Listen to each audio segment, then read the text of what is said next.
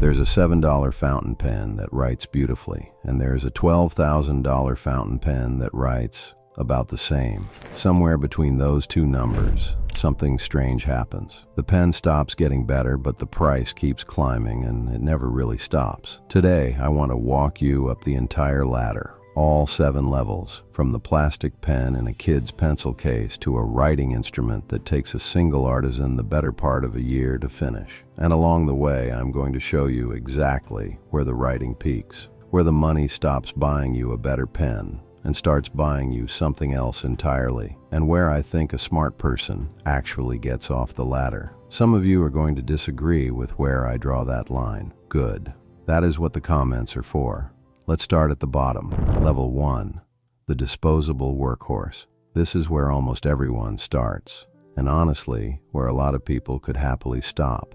We are talking about pens that cost somewhere between $3 and $15. The Platinum Preppy, the Pilot Kakuno, plastic bodies, steel nibs, the pens nobody photographs for a collection. Here is the thing you have to understand about this level, because it reframes everything that comes after it. These pens write genuinely well, not well for the price. Well, full stop. A $7 Preppy lays down a clean, smooth, consistent line that will do everything the vast majority of people ever actually need a pen to do. Platinum even puts its patented cap sealing technology, the stuff from its expensive pens, into that $7 body, so it does not dry out. So keep this in the back of your mind as we climb. The baseline is already good. Everything above this level is refinement, not repair. Nothing up there is fixing a pen that was broken down, because it was never broken. It just did not look like much. Level 1 is proof that the fountain pen hobby has almost no financial barrier to entry at all, and anyone who tells you otherwise is selling something.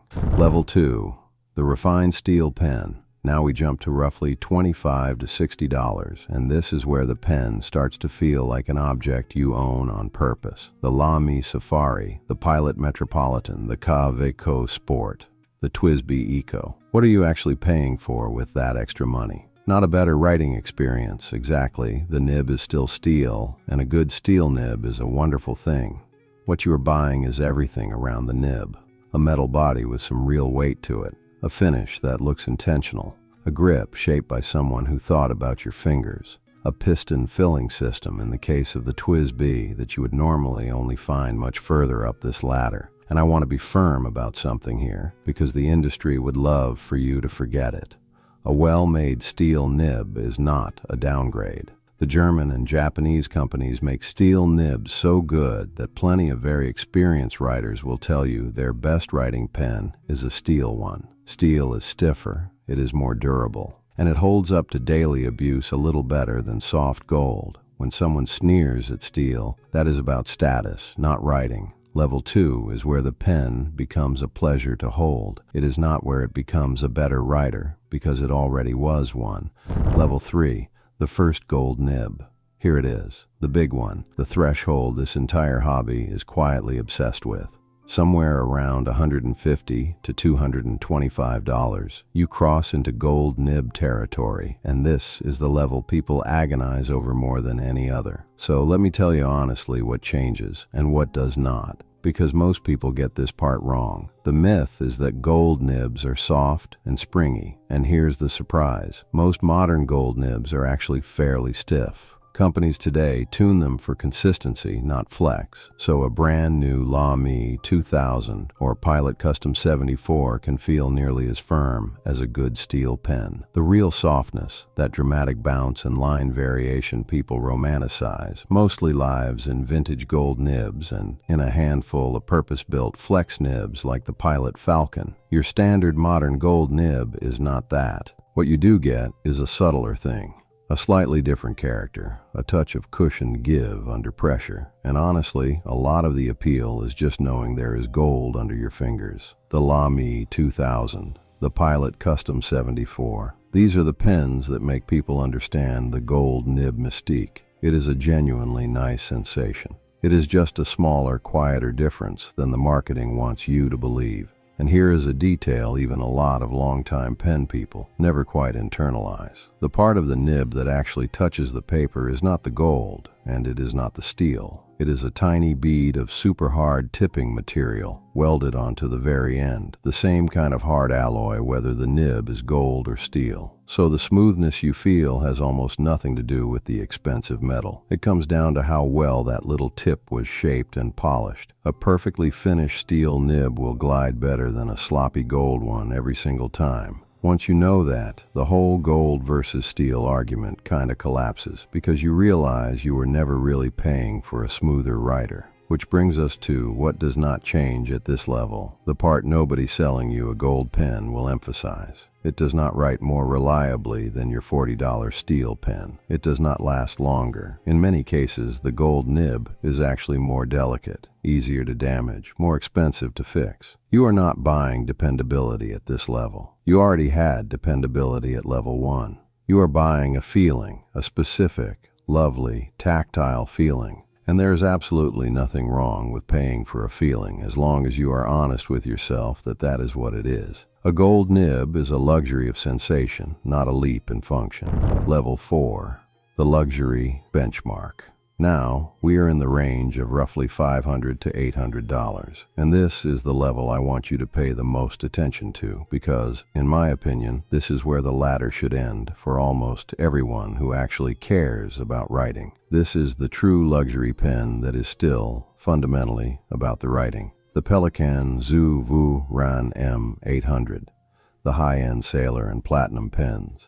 At this level, everything is made in-house by companies with a century or more of history. The 18-karat gold nib is cut, tuned, and finished by the same brand that built the body. The piston is solid brass. The materials are genuine and lovely. These pens get passed down, serviced, and are still writing perfectly 50 years later. Here's why this level matters so much. Everything you are paying for at level 4 still ends up in your hand as you write. The heft, the balance, the buttery nib, the mechanism, the longevity, it is all writing. It is all function and feel. This is the last rung on the ladder where that is true. Above this point, the money starts going somewhere else. If you buy one great pen at level 4 and never climb another inch, you have not missed anything as a writer. You have won. You own a pen that will outlive you, made by people who have been perfecting it since before your grandparents were born. That is the whole game, right there. Quick pause. If this way of looking at pens is useful to you, hit subscribe. This is the kind of breakdown I do here, honest about where the value is and where it stops. No sponsors, no brand deals. No one sending me a pen to be nice about it. Drop a comment telling me which level your daily writer sits at. I read all of them. Alright, this is where it gets interesting because now we leave writing behind. Level 5, the status flagship. Roughly $900 to $1,200, and this is the exact point where price and quality quietly file for divorce. This is the Mont Blanc 149. This is Cartier. These are the pens everybody recognizes. The pens that mean success to someone who has never used a fountain pen in their life. And here is the uncomfortable truth. As writing instruments, they are good. They are not 4 times better than a Pelikan at level 4, and they are certainly not 5 or 6 times better than a gold nib Pilot at level 3. They cannot be, because there is only so much better a writing experience can get, and we basically hit that ceiling 1 level ago. So what is the extra money buying? The name. The little white star on the cap, the boutique on the expensive street, the advertising, the century of brand building, the recognition. And look, that is a real thing that people genuinely value. Walking into a meeting and setting down a Mont Blanc communicates something, and if that something is worth $1,000 to you, that is your call to make. But you have to see it clearly. At level 5, you are no longer primarily buying a writing experience. You're buying a signal. The pen is almost incidental to the logo on it. Level 6, the artisan pen. Now, around $1,500 to $3,000, something happens that I actually respect a great deal. The money starts buying craft again. Real, honest, visible craft. This is the world of maki-e, of maki-e's urushi pens, of hand-lacquered instruments made largely by hand. Urushi is a natural lacquer made from tree sap. built up in dozens of impossibly thin layers, each one cured for days before the next goes on, a process that stretches across months. The result is a finish with a depth you cannot photograph and cannot fake, one that actually gets more beautiful the more you use it, as the oils from your hands slowly burnish it. Here is why I have no problem with this level, even though it is expensive. At level 5, you were paying extra for a logo. At level 6, you are paying extra for hundreds of hours of a skilled human being's actual labor. That is a completely different transaction. You are not buying status, you are buying artistry. And the pen underneath is often a superb writer too, because these makers care about the nib as much as the finish. The writing is not better than level 4, but you are no longer really buying the writing. You are buying the object, and the object is genuinely worth looking at. That is honest. In a way, level 5 never quite is. Level 7, the maki-e grail. And then there is the top of the ladder, and it does not really look like a pen anymore. We are talking $8,000, $12,000, $20,000, and up. This is maki-e, the Namiki Emperor, the Sailor King of pens, masterpieces. These are pens where a single master artisan, someone who trained for over a decade just to be allowed to do this work, hand paints a scene onto the body using powdered gold and lacquer, layer by microscopic layer, sometimes with a brush made of a few hairs. A single pen can take months. Some of these exist in editions of a dozen pieces in the entire world. Is it a good writer? Sure. It has a huge, gorgeous, 18-karat gold nib. But asking whether a $12,000 maki-e Emperor writes better than a $500 Pelican completely misses the point, in the same way that asking whether an original oil painting keeps you warmer than a blanket misses the point. This is not a writing instrument that got expensive. This is a piece of Japanese lacquer art that happens to also hold ink. The price is set by the simple, brutal math of how few of these one pair of trained hands can produce in a human lifetime. That is level 7. It is beautiful, it is real, and it has almost nothing to do with what should be on your desk on a Monday morning. So there is the whole ladder. 7 levels, one honest pattern running through all of them. The writing gets better fast at the bottom, and then it just stops getting better, somewhere around level 4. From there, the price keeps climbing, but it stops buying you a better pen. It starts buying you a feeling, then a name, then a piece of art. And here's the only thing I actually want you to take away from this.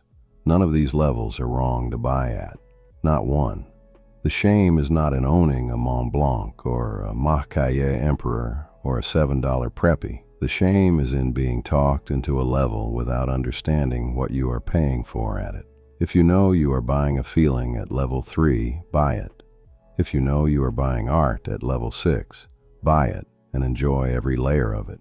Just never let anyone convince you that the pen at the top writes 10 times better than the pen in the middle, because it does not. It never did. So tell me down in the comments, what level are you at right now? And what level are you secretly saving up for? I genuinely want to know. And if you found this useful, subscribe, because next time we are going deeper into one of these levels than you have ever seen. I'll see you there.